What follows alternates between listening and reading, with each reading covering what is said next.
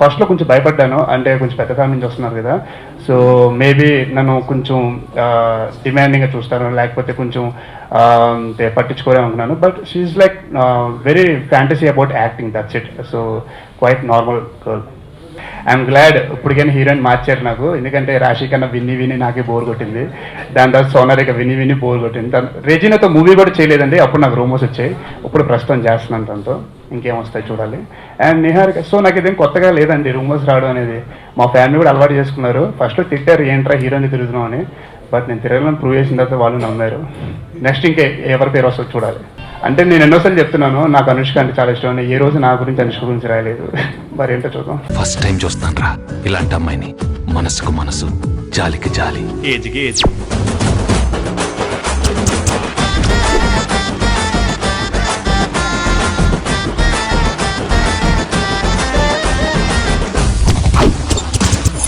Mother తెరిసాయే మళ్ళీ పుట్టి police అయితే ఎలా ఉంటుందో అదే మా ఏసీపీ కృష్ణ. అయ్యో అయ్యో.